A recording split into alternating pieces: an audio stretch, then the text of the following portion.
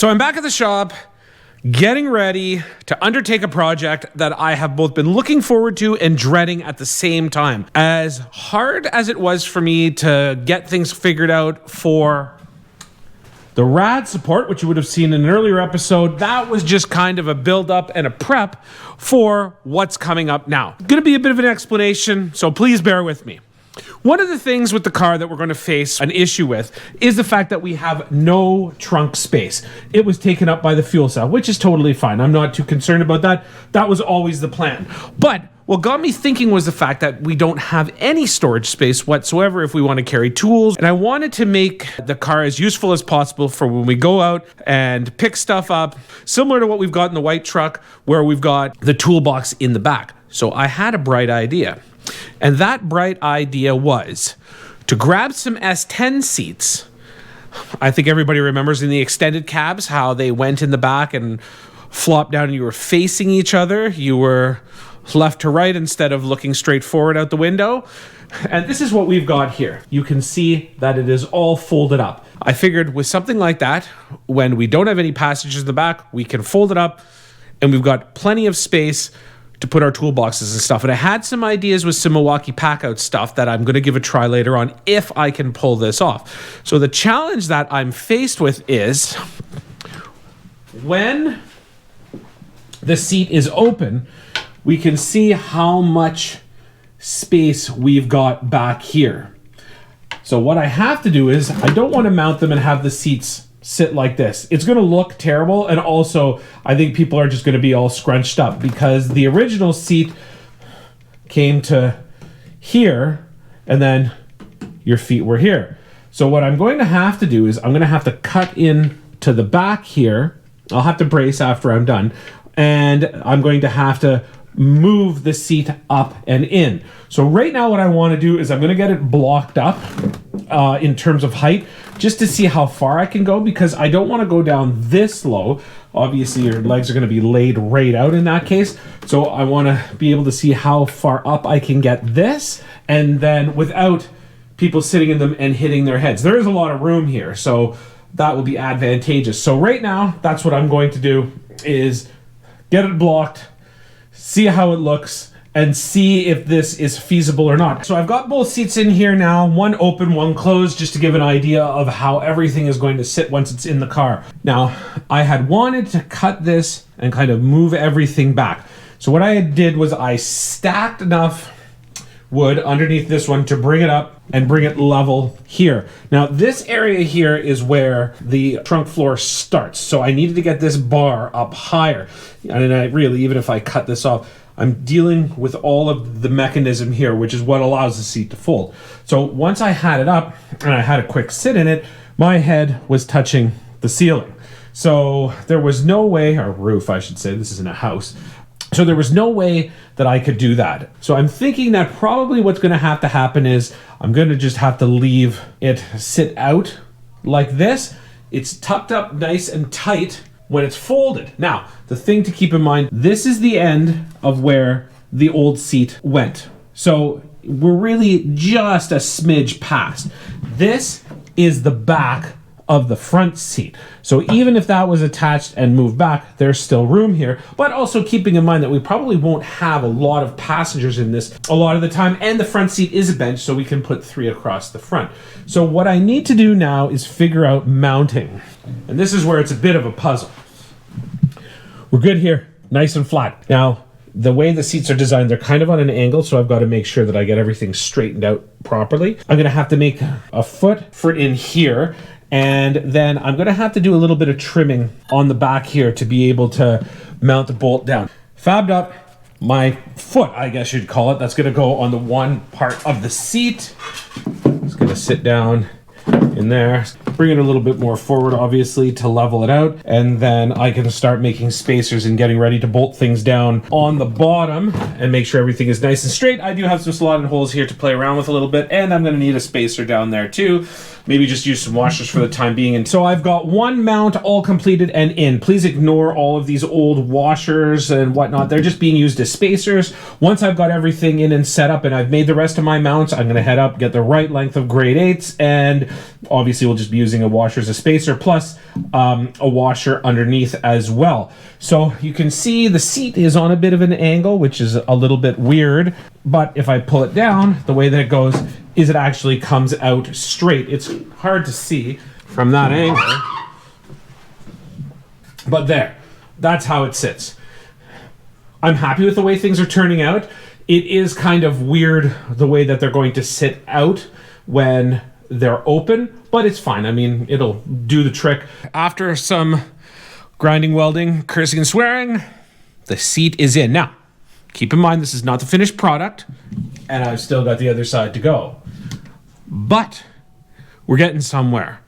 All the hardware needs to be replaced, so this is just all temporary. Gonna do washers everywhere. So, if we bring her down, perfectly level seat.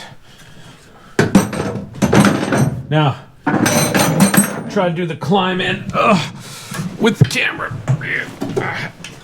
Oh gosh. All right, I don't have a light on in here, but here I am. Now, there's a few things to keep in mind. I am sitting high-ish. It's hard to tell. I've got some space in here between the top of my head and the roof. Now, I did go back and I measured the seat that was originally in the car, and keeping in mind that it does have some cushion to it too. The top of the seat bottom originally in the car was 11 inches. The top of this seat bottom that I'm in now is only 9 inches. So I'm an average sized person, so we won't be putting anybody tall back here. But again, these are basically just jump seats. And the idea is that we're going to have our tools and stuff like that back here. And these are here just in case we want to take the kids for a drive. Tons of room down here. And then we're going to make a nice cover for the back there. So I'm on to the next, and maybe we'll just time warp a bunch of that.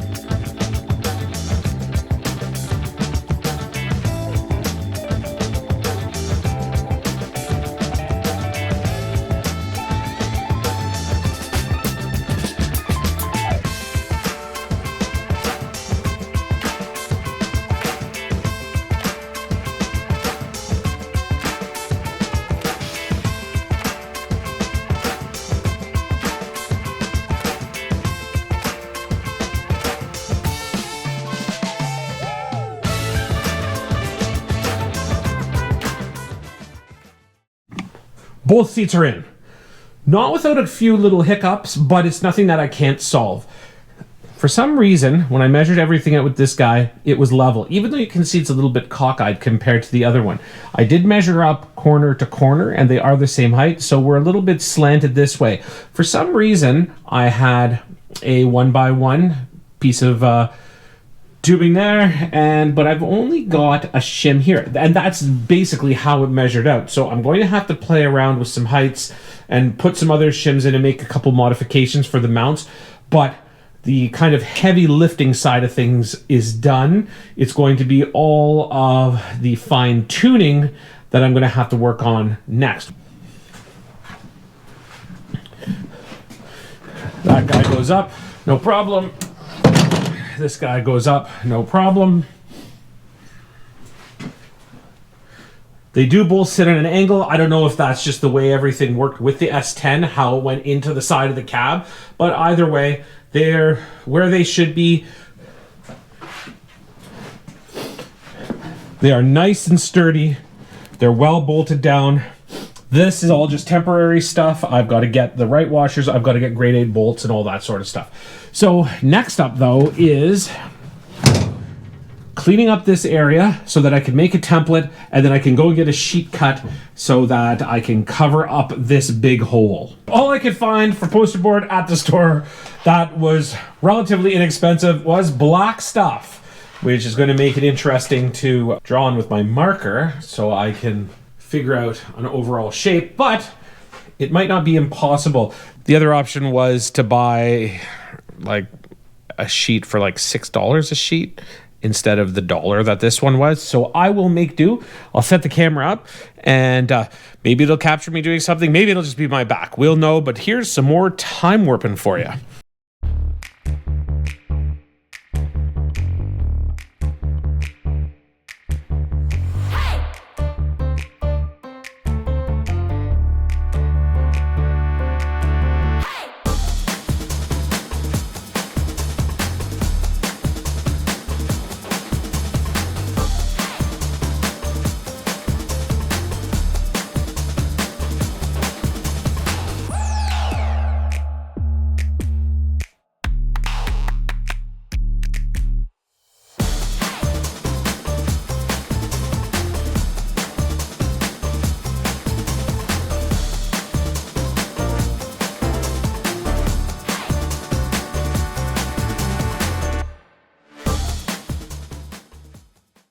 Template is made to the best of my abilities, I think. Well, let's be honest. Can always do better. This will be okay. Hopefully, well, it lines up. It looks pretty good. Get cut on a plasma table. So it'll definitely be a nice crisp cut. I couldn't do anything close to that. The tape held on in spite of the dirt. So I'm going to bring this on up to my buddy Greg, see if he can get me fitted in to have it done for next week. Then I can come back, get it reinstalled, and then once I've got that in and everything's looking good and lined up, I'm going to pull these guys out, and then I'm going to do all of the finishing touches and figure out my small issue with that.